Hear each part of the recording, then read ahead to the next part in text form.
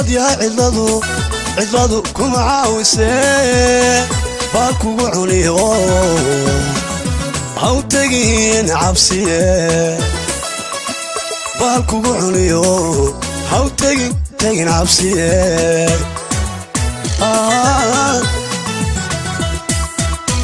ومضيها عضلو كم عاوسة باكو عنيو هاو تجين عبسية بالكو عنيو هاو تجين عبسية اعتراف بدي ادعي القبتة عقلي بسلينا وعماماتني عقلي بسلينا وعماماتني اعتراف بدي ادعي القبتة عقلي بسلينا وعماماتني عقلي بسلينا وعماماتني ملعب لهاين عسكاغا تغا هوي كاغا تغا ملعب لهاين عسكاغا تغا هوي كاغا تغا عسكاغا تغا عكسي أتكسي وداني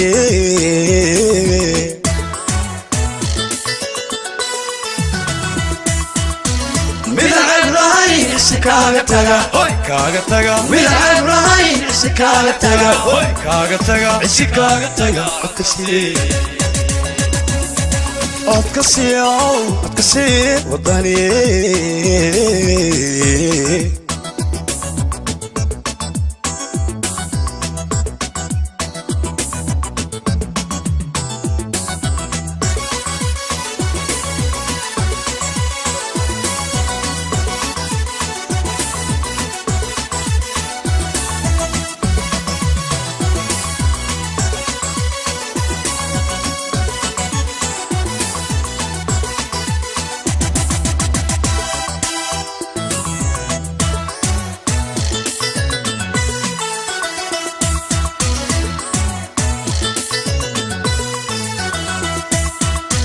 هذا العرب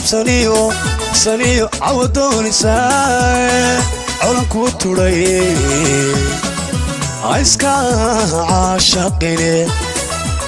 عولنكو توري عايزكا عاشقيني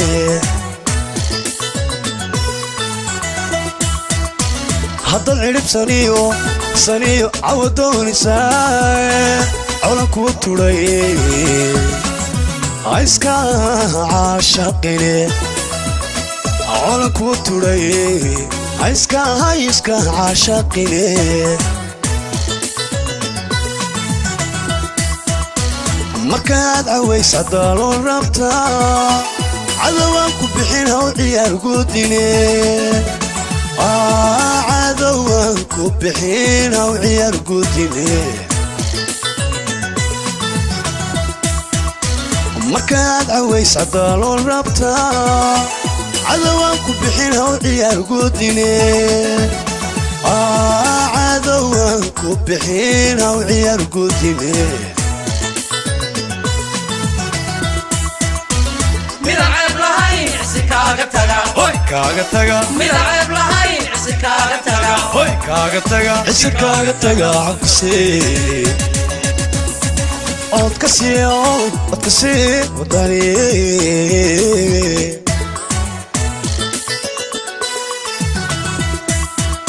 ملعب لهاين عسكاغا تغا هوي كاغا تغا ملعب لهاين عسكاغا تغا هوي كاغا تغا عسكاغا تغا عكسي أتكسي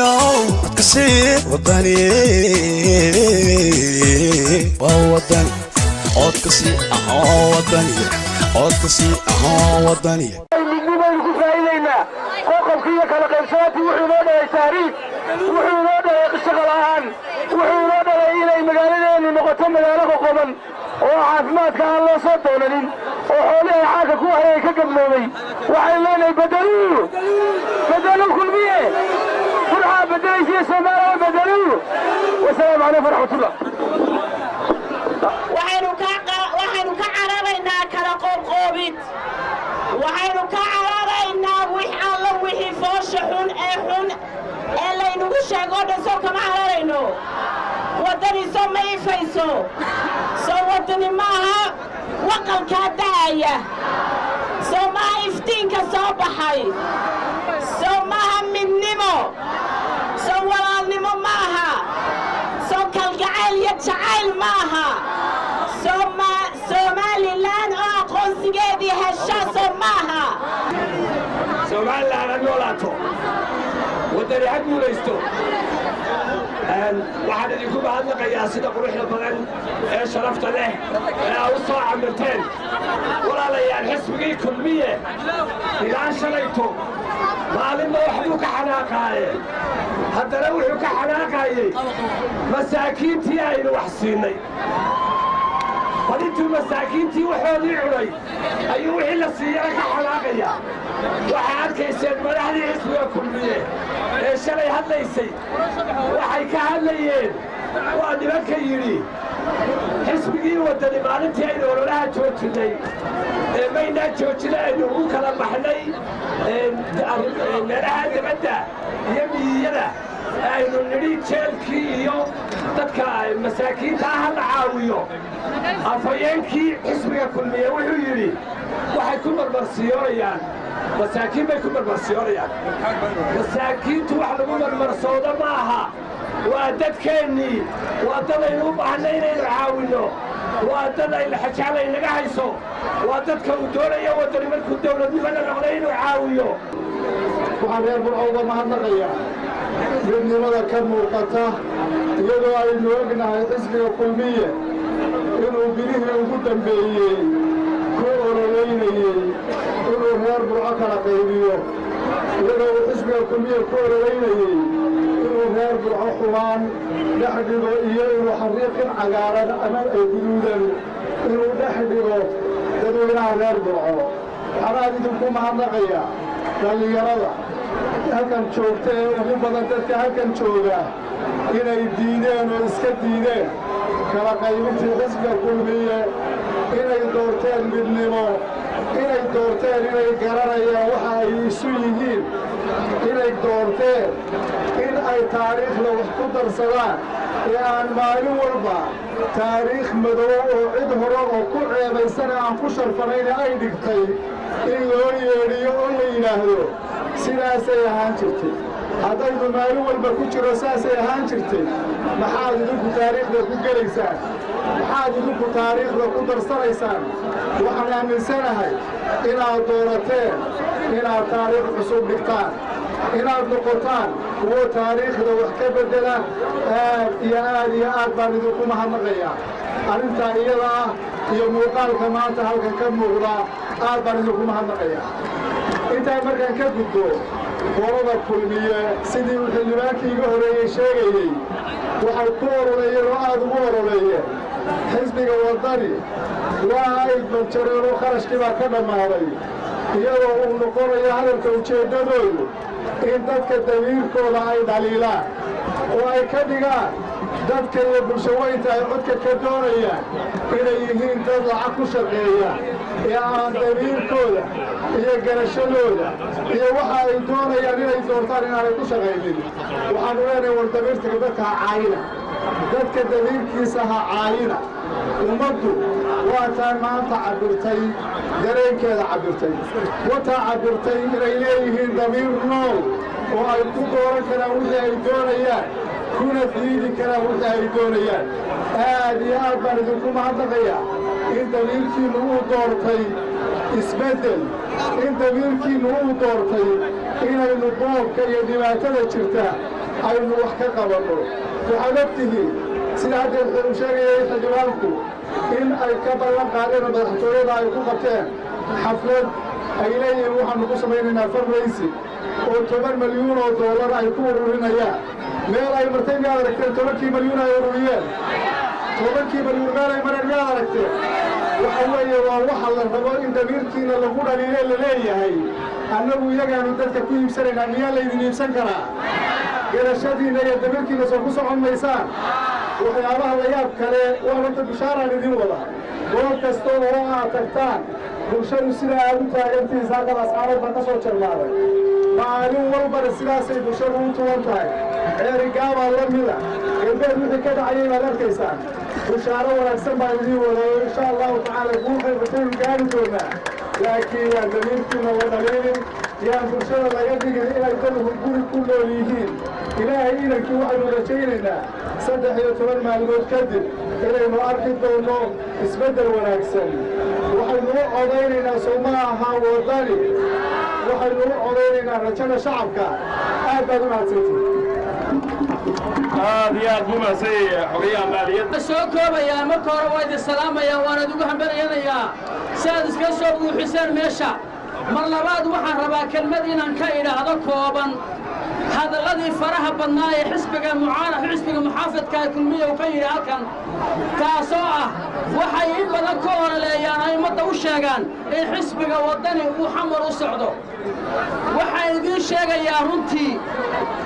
xisbiga waddani waa xisbiga midnimada iyo qaranka soomaaliya isu keenaya weeye waa xisbiga soomaaliyana ka muuqata dhammaanteedba soomaaliyan oo dhan baa ka wada muuqata soomaaliyan oo dhan baa ka wada muuqata xisbiga waddani waxaan kale idiin sheegayaa xisbiga kulmiye wuxuu ku ololaynayaa waa xanaf iyo xumaan ummadda dhex dhigaya weeye waxaa ka mid ah hadalladiisii oo in badan aan ka dhegaysanay waa wax aad iyo aad aan uga xumaano oo shacabka uu magaranaysaa qarankiisan u midoobay oo shacabka qarankiisa u midoobay oo ilaahay subxaanahu wa tacaalaa ku dhaliyey inay noqdaan goonigoosad wakhtigii wakhti ka horeeyey ayay mar walba ku soo celcelinayaan shacabku ma aha kendi ama daasan la qaadayo meel la geenayo saddexda xisbi qaran cidda hoggaaminaysa ee ku jirta in leeg baa joogta oo runtii aan xisbiyada ku jirin oo aqoon leh oo karti leh oo garanaysa waxay Soomaaliya tahay dadka in la caayo ma aha waxa halkaa taagan iyo waxa goolba taagan waxay garanayaan Soomaaliya waxay tahay dadweynaha sharafta leh halkan isugu yimi maanta waxaan dooranaynaa musharax cabdiraxmaan maxamed cabdilaahi ciro ayaynu dooranaynaa waxa weeye waa madaxweynaha mustaqbalka waa ninka cadaaladina gaadhsiin kara waa ninka barwaaqadayna gaadhsiin kara waa ninka qabyaaladda inaga baabiin kara waa ninka masaakiinta wuxuu qaban kara kulmiya wuxuu yidhi kulmiya wuxuu jeegaan baa jirta jeegaan qabyaalad buu soo saaray musuqmaasuqii buu waxba ka qaban waayey cadaaladii buu waxba ka qaban waayey maanta waxa weeyaan mustaqbalkeenna waxaynu ku aamini karaynaa waddani baynu ku aamini karaynaa ummadkeenna waxaynu ku aamini karaynaa waddani kule Soomaaliland nabadeeda iyo midnimadeeda halkan aynu taagannahay dhalinyaro badantihiina taariikhda leedinma akhriine waxaynu taagannahay meesha leedaha khayriyada idinku khayriyadu ma u taqaaniin soo maaha 33 ayaa la dhisay guriga 1933 ayaa la dhisay guriga dhabarkayga waa guriga ugu horeeyay ee Soomaaliland laga dhisay ee lagu sameeyay iskaax u qabsado oo ummadda ka dhaxayso oo cid lahayn waxaa dhisay oo hogaaminayay guddigii ay ka koobnaayeen warsame cali obsiye oo ka yimi laascaanood ka soo jeeda aw jaamaca warsame oo ka soo jeeda berbera haddii alla ka dhigo ababa xaaji faarax haddii alla ka dhigo xaaji faarax suusle haddii alla ka dhigo xaaji xasan geelle masaajidkiisa waa ka dhabarkeenna ku yaalla 33 bay dhiseen wasiirkii mustacmaraadka ingiriiska ee imanayey halkaasay ku qaabileen waxaan leeyahay burcoy nabadda maanta dhalinyarada ku joogtaan 20 sano ka hor baanu duruqsiyo beer ka samayn الله أكبر الله أكبر الله أكبر الله أكبر إلى ما مهضله أنا واحد يشجع يا هير برعوي سلطان علي بطة عصبة الله هذا سلطان هير سوادي تواوين هير سناك بانا هي وحوي هير برعو وحوي ومقالدي البحة ومقالدي وحوي محايته هنتيدا صومالي الليل ومقالدي باع مشتركة ومقالدي وحوي وقوم محايته البحصرين وحوي waxaan idinku la dardaarmayaa inaa midowdaan inaa gacmaha isqabsataan inaan laydinka dhex faa'iidaysan inaa maxaa haytoy soo xisbiga waddani ma dooranaysaan soo xisbiga waddani ma dooranaysaan soo xisbiga waddani ma dooranaysaan intaa waxaa ku darayaa waxa weeye Somaliland way dhaqaaqday way midowday waxa weeye fariinta heer Somaliland baan u dirayaa waxa weeye dal badan boqol dal ka badan iyo askari u soo talisay waxa kamida Yemen baa kamida waxa kamida Soomaaliya kamida boqolka dal ee askartu u soo talisay ee korneyl la soo xukumeen way baabadeen maxay ku dambeeyeen burbur bay ku dambeeyeen waxa weeye inaga dalkeena waxaanu nahay dad ilbaxa oo geeska Afrika ku yaala waxaanu maxay tahay ilbaxnimada horumarka iyo maxay tahay dadka diblomaasiyiinta baynu dooranaynaa Soomaaliya waxa weeye laba boqol oo inan oo maxay tahay oo wax bartay oo habdiyo gabdhaba leh iyo wax la rabaa mustaqbalkooda in la ilaaliyo waxa weeye wax lagu ilaalin kara oo qoon baa ilaalin karta ilbaxnimo ilaalin karta waxa weeye soo saasku ma ogin قول بدلوا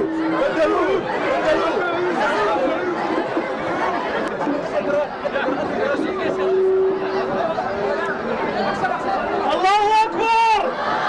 الله أكبر الله أكبر بدلوا كل مية بدلوا السلام عليكم سلام قباد رب وحاي سلام قباد عزي شرفان idinku agay wadani hanaado wadani hanaado israado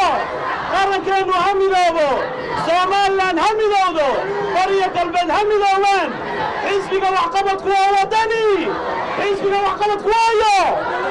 xisbiga dhalinyartu waayo xisbiga dumusha taageeraya waayo xisbiga haweenku waayo xisbiga midnimada Somaliland oo dhawaayo xisbiga birraada qayrka u qaadaya waayo walaalayaal kulmiye waa xisbiga baabiyaa Somaliland xisbiga baabiyaa Somaliland waayo xisbiga qabyaalada waayo xisbiga qabyaalada waayo xisbiga qaybinta waayo kulmiye hadaho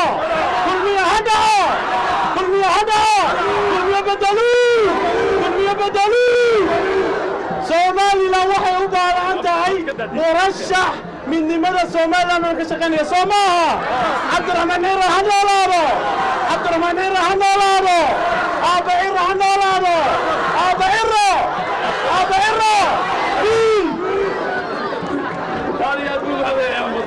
أعوذ بالله من الشيطان الرجيم بسم الله الرحمن الرحيم الله أكبر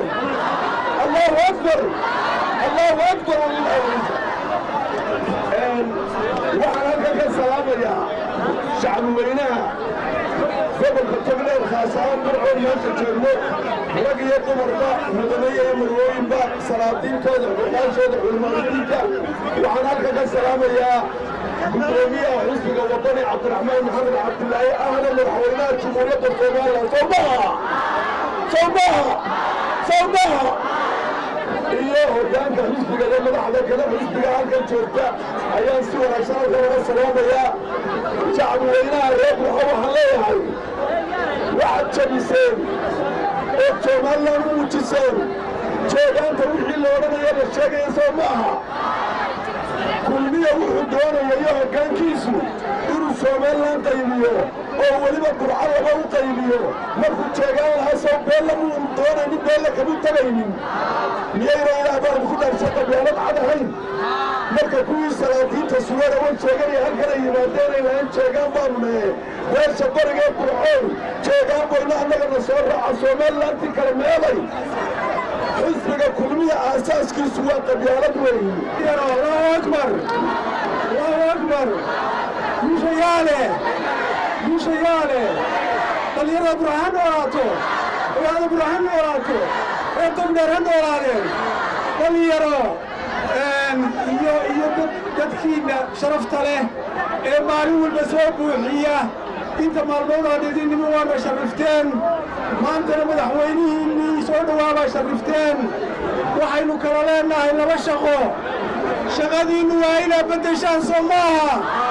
soo inaad beddeshaan soo maaha soo inaad farta ku beddeshaan soo maaha annagu waa inaannu ictiraafka idiin keennaa waa inaannu tacliinta idiin hagaajinnaa waa inaannu shaqa idiin abuurnaa waa inaannu sicil bararka la dagaalannaa waa inaannu musuq maasuqa iyo dhulbaabka iyo qabyaaladda idinka xoraynaa soo maaha noolaada xisbiga waddan ha noolaado guushiisu isagu ma laha waxaannu idinka ballan qaadaynaa inaa adduunka calankiinnu jimciyadda qurumaha ka dhaxaysa ka babado oo ictiraaf heshaan oo isboolashimis heshaan oo adduunka u dhooftaan noolaada maanta waa in farxad gaara maadaama aan idinkala qayb galay isku soo baxan ballaadhan ee xusbiga waddani taageerayaashiisa isku yimaada farxadda ballaadhan waayo anugu reer berberaan ahay waana maalintii ugu horraysay een idinkala soo qayb galo waayo farxad taariikhiya waxaan anugu maanta kelmad odhanayaa hadda hadalkaygaa yara dhegaysta doorashadan ilaahay horta doorasho wanaagsan haynooga dhigo waxaa la garab dhigi doonaa doorashadii 2010kii dhacday ee madaxweyne axmed maxamed siiraayo ku guulaystay uu kaga guulaystay daahir riyaale ee sida nabadgelyada u dhacday ee sumcadda iyo taariikhda gashay maanta doorashadani maanta waxay taariikhda u galaysaa madaxweynaha jamhuuriyadda somalilan wadane axmed maxamed maxamuud siiraayo uurkiisa la qoraayo xaashida u dambaysa ayaa lagu qoraya hadday doorasho wanaagsan oo xaq iyo xalaal u dhacda noqoto waxay wanaajinaysaa taariikhda madaxweynaha dalka hadday doorasho musuq maasuq iyo khilaaf ka dhaca noqotona waxay xumaynaysaa taariikhda madaxweynaha jamhuuriyadda waxaannu leenahay waddani wuxuu rabaa doorasho xor iyo xalaala oo taariikhda madaxweynahana wanaajisa kulmiyase wuxuu doonayaa wax taariikhda madaxweynaha xumeeya oo baashbada u geliya inuu sameeyo taana ka yeeli mayno miyaynu ka yeelna inuu taariikhda madaxweynuhu xumaato taariikhda madaxweynaha somalilan inay xumaato miyaynu ka yeelaynaa ka yeeli mayno kulmiya ula dulqaadan mayno assalaamu calaykum waraxmatullahi wabarakaatu wadaarka xisbiga iyo dhammaan dadweynaha jumhuuriyadda somalilan iyo suldaamada halka jooga dhammaantiin assalaamu calaykum waraxmatullaahi wabarakaatu maanta waxaa la gaaray xilligii midnimada reer burco ay muujin lahaayeen ee xisbiga waddani waayo xisbiga kulmiye maanta waa ogtihiin calan ku sita kalakaana innaguna waxaynu isleenaa calan isku mid ah kulmiye waa garanaysaan maanta halka hoggaankiisii iyo xisbigii kulmiye meesha uu dhigay waddankii sicir bararka ka taagan iyo aayaddarrada waddanka ka muuqata maanta waxaynu doonaynaa inaynu dooranno musharaxeenna cabdiraxmaan maxamed cabdilaahi ciro sow ma dooranno musharaxeenna soo ma dooranno codka kor u qaada musharaxeenna soo ma dooranno waxa reer burco waa xilligii bay gaadhay maanta ay muujin lahaayeen codkooda waxaa la reer burco way kala qaybsan yihiin waxaa muujinsaan inaayna maanta muujisan inaynaan kala qaybsanayn ee aad calankuna wada sidataan waddani ha noolaado waddani ha noolaado codka waddani ma siino waxaa inoo balala reer burco inaynu codka waddani siino wasalaamu calaykum waraxmatullaahi wabarakaatu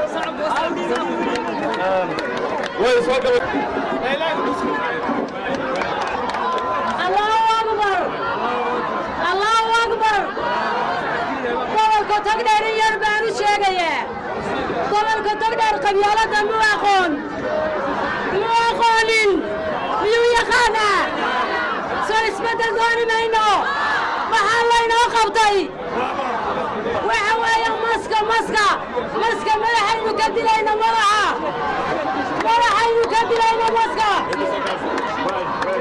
allahu akbar guushaynagaa بسم الله والصلاة والسلام على رسول الله السلام عليكم ورحمة الله وبركاته السلام كديب غير البرعة waxaan idiin sidaa maanta fariin waxaan doonayaa marka ugu horreysa inaan halkan kaga dhawaaqo inaan anigu laga bilaabo maanta ka mid ahay xisbigan ee ummaddoo dhan isugu timi ee waddani anigu waxaan xilkii gobolka Maroodijeex tiriyey maalintii sabtida ahayd baan soo tiriyey tiristaan tiriyey ma ahayn inaan ka imi madaxweyne Axmed Maxamed Maxamuud Siiraayo madaxweyne Siiraayo Kamilaak waxaan ka imi ninka loo cimaamaday maaragtay loo dooray inuu hogaamiyo xisbiga kulmiye kaasi oo ah sumo shabeel harag sumo loo soo xidhay oo halis ku ah qaranimada jamhuuriyadda Somaliland shabeelka waxaa ugu horreeyey oo arkay markii sumalka haraggiisa loo xirayey dagaalkan fadhiyo ay ka mid yihiin Cabdisaaq Khaliif iyo Xirsi Xaaji Cali Xasan annagu martaba roob ku dahay ayaanu dilkiisii dambe aragnay inuu shabeel yahay shabeelkaasaanu ka soo dinnay annagu qaranka jamhuuriyadda Somaliland uma baahna in la qaybiyo aniga iyo rag badan oo kale oo laga yaabo inaanu garbeedka baxo aanu nahay ishii waana qaban weyday shabeelka daar buu nooga baaday iyo oohin inaanu inaama u dhaarano ayuu nooga baaday labadiiba anigu waa iga heli waayey dabeedna waa ashtakeeyey si aan meesha uga baxo laakiin maanta waxaan caddaysanayaa shabeelka inaan ummadda u sii dayn doonin inta tabarteedaan dagaalami doono waxaan salaamayaa dhammaan reer Burco wax badan baan hayaa meelaha fagaarayaasha qaar baan tegi doonaa ergaa baan ku socdaa halkaasaan kaga sheekayn doonaa waxaan idin leeyahay laakiin fariintii xildhibaan dhacdhac waanu qaadanay ka yaaca kulmiye ka yaaca wasalaamu calaykum waraxmatullahi الرحمن الرحيم الله أكبر الله أكبر الله أكبر تاسي وحي أهيد الله أكبر تانو كحرينيتن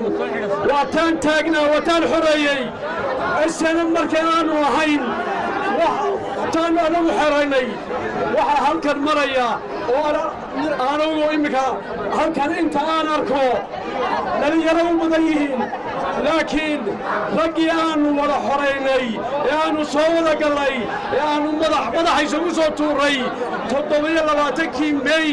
أيان كمل هاي رجي مدونت لها رجي سينيورتي لها رجي قرار كلمية كلنا مدحدودي كوي سو عربيي كوي كاني ونقل لي SNM وحيا هيد لباهق بيا هيد لباهق مكة يوم مدينة وحين عيد كانوا كتقالني بدانوا كتقالني لون كانوا كتقالني هرقي قلبات قلتيسة بيكونوا إلى شيدني أيانوا كتقالني ما شاقنوا إنك وحن كاي من لندن halkaasaan ka soo boqolay markii aan oodkaysa waayey beenta iyo islamarka korneelada kulmiye waa idinka qabanaynaa waa guushaa waxaanu ku soo koobaynaa waddani waa kaa weeye salaamu calaykum waraxmatullahi soo qayb galo banaanbaxa magaalada Burco dadka badan darteed waxaa jecelahay inaan laba kelmadood oo kooban aan ka idhaahdo munaasabadan qaaliga ah ee aynu maanta isugu nimid marka ugu horraysa walaalayaal waxaa og tihiin xisbilxaakimka kulmiye in maalmahan ugu dambaysay ama intii kaambeynku socdayba ha ahaato ama maalmihii ka horreeyba ha ahaatee uu bilaabay dacaayad raqiis ah oo uu leeyahay xisbiga waddani xamar buu inoo wadaa xaasho baynu leenahay miyaanu xamar naqaanaa mid baan idiin sheegayaa haddaba dhallinyartiinna waxaan ogahay boqolkiiba 99 qof arkay xitaa inaydaan lahayn waxaan idiin sheegayaa shalay waxaa magaalada Hargeysa lagu soo dhoweeyey oo soo degay wasiirkii hore arrimaha dibadda Somaliland Maxamed Cabdilaahi Cumar baa yimid oo ah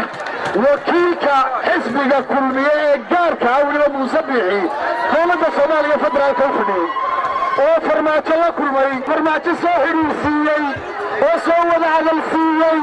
ayaa shalay Hargeysa lagu soo dhoweeyey baada qiyaasa calamaa loo sameeyey boodhar bay u xidheen ceeb lama aha iyaga qofka xamar tagaa qofka wax waddani taageero ka iska daa xubin xilka haysta ee taageero ka ada waxa lagu xagxagtaa oo la yidhaahdo xamar buu tegey waxaan idiin sheegayaa waa ogtihiin waa gacan yarihii muuse biixi cabdi waa ninkii soo xidhiidhsiinayey federaalka iyo muuse biixi soo wada xidhiidhsiiyey ee la ogaan la arkaayey miyaynu aqbali karnaa waxa miyaynu ka yeeli karnaa miyaynu ka aqbali karnaa waxaannu leenahay ciddii somaliland duminaysaa waa fulayaasha 400 fulay ee kulmiye ku horay weeye muuse iyaga lana dib isu dhegaysta maanta been hada soo garab istaagine dib isu dhegaysta baanu leenahay waxaan ku soo gabagabaynayaa oo kuga baxaya hadalka maanta maalinta 13 bisha dardaaranka ugu dambeeya waa taa weeye waxaan idinla dardaarmayaa oo idin leeyahay waxaad tihiin lafnabartii codkaada la rabaa inaad ilaalisaan oo dhalinyarta bartaan sida u codaynayaan iyo goobta codka ku gelinayaan labadaba waxaa kaloo leeyahay reer budco waa salaamantiis allahu akbar allahu akbar allahu akbar xisbiga keliya ee nala loolabaya oo kulmiye wax alla wuxuu qabtay ummaddana waa ogtihiin inay waxba ahayn maalin keliya wax lagu qaban karo in intaasoo sannadood ay xukunka fadhiyeen ay yidhaahdaan waxaataan samaynay waa erey galada dadkuna yaanay u qaadan inay wax loo qabteen waxna looga qaban bedeluu waadleen bedeluu xaqiquu in la bedelo madaxweynaha gebigeedaba waxaan xiiqaynana laakiin xilliga ogadi dad fara badan ayaa fagaara isku soo baxay waxaan leeyahay kaarka codbixinta adkaysta waa la iska boobaya waa lagugu jajabinaya kaarkaaga sida laga qaada markoo kaa baxda mooyaane iskaalbada taasi waa iga dardaaran waxaan leeyahay haddii waxay qabanayso horay u qabanay in mar labaad loogu celiyo miyaa ogoshin in mar labaad ku celiyo kulmiya waxba ma qaban waxna qaban maayo looguna celin maayo waxaan leeyahay xisbigaasi ha quusto kula sidaa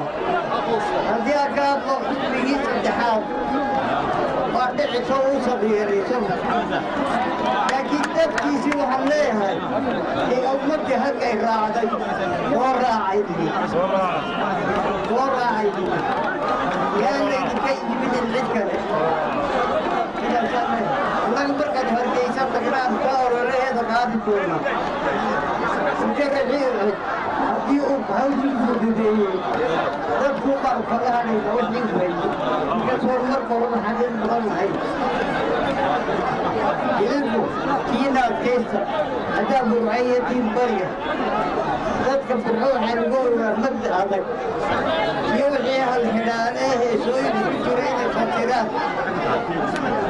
wadeedu maskax badan bay ahaan jireen reerkuna dowladdii faqashka waa halkii ugu horrayseen lagu soo qaaday weerar waayo dad mujaahidiintu waxay aaminsanaayeen reer burca hadday raacaan somaliland oo dhan inay raacaan maanta xisbigaa wadeen iyo reer burcaa raacsan ummaddii kaloo dhammina way raacsantee sidaa ku bushaaray صلى الله على سيدنا نبينا محمد السلام عليكم ورحمة الله وبركاته وعليكم السلام كمانتي وسلامتين تاgeerayaasha wadani ee halkay sugan yihiin khayreeda burco meelo qaadi weyday meelaha badan jooga inta halkan joogta iyo inta banaanada joogta dhammaantiin waa mahadsantihiin aad iyo aad baa u mahadsantihiin waxaan idiin rajaynaya insha allah tacaala dhammaanteen guul baan inoo rajaynayaa waxaan leeyahay guulaysta insha allah waa guulaysanaynaa waxaa inaga xiga 10 maalmood insha allahu tacaala guushii 10 maalmood baa inaga xiga insha allahu tacaala 10 maalmood insha allahu tacaala guusha waa u sarraynaa waxaan ku celinayaa hadalkii maalintii horaan halka ka lahaa oo ah ha la ilaaliyo reer wadani haddaynu nahay ha la ilaaliyo anshaxa doorashada aan ilaalino nabadgelyada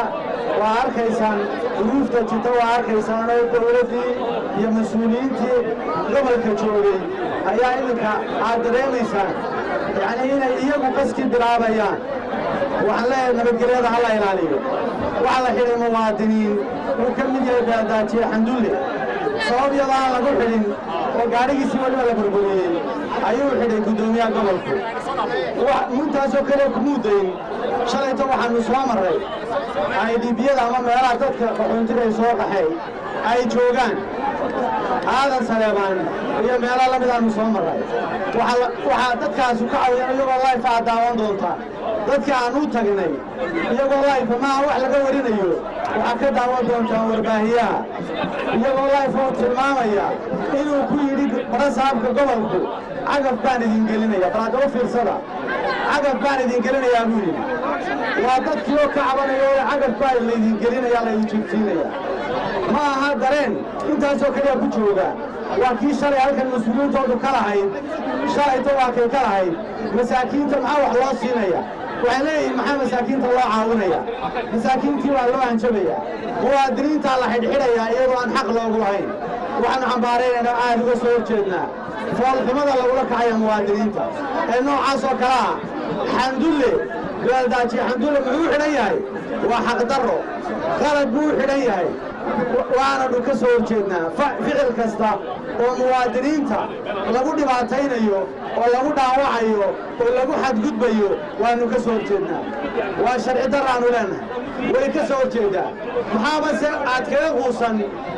u fiirsa uun haddaad doonayso kulmiye inaad ogaato hadalkii u dambeeyey ee mansuur ee ay musharaxiintu doodda loogu qabtay dhegayso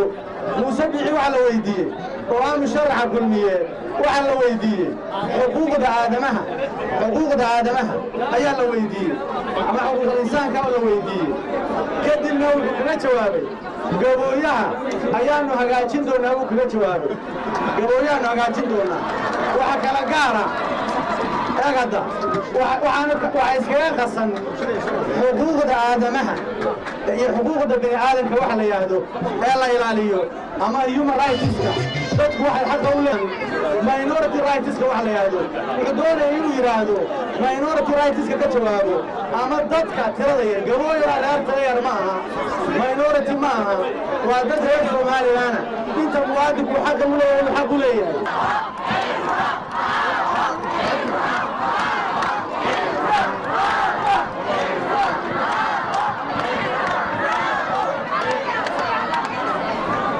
dhallinyarada somalilan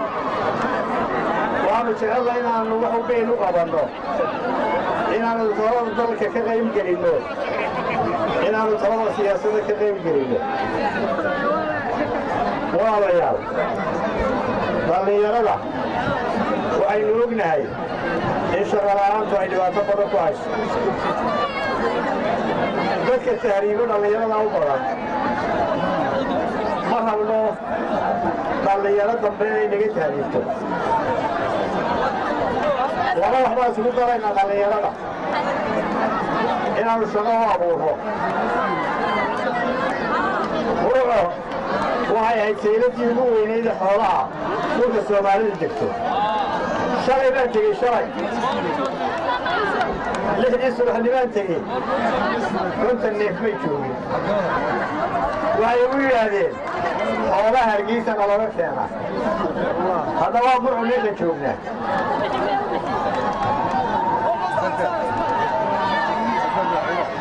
insha allahu waxaanu ku soo celin doonaa inay burca noqoto suuqa xoolaha ugu weyn haddii alla ka dhigo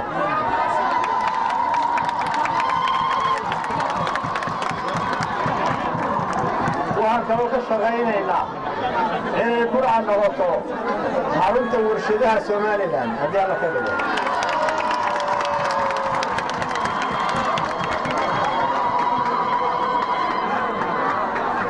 waxaan u ballan qaadaynaa dhallinyarada shaqa abuur bishaaro kalena waa lagu bishaaraynaya hadda imaqla may maqlaysaan dhallinyarada inta hadhay si aanay inooga tahriibin waxay xukuumadda wadani ee dhowr iyo tobanka cisho ka hadhay ballan qaadaysaa inay hablaha iyo wiilasha isu guuriso haddii ilaahay ka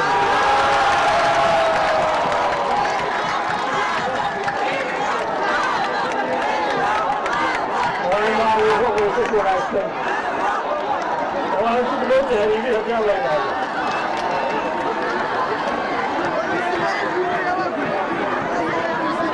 waxaan duca ku macasalaamaynayaa burcoha bay maqlaysaa waxaan ku macasalaamaynayaa tixgawaya oo waxaanu burco ka aaminsanaya ninba wuxuu ku taamaa ama hees ka tiriyaa sixo gabay ku sheegaa halka lagu talaalee burco waxay ku taallaa إذا تنيا علم وبلا يدين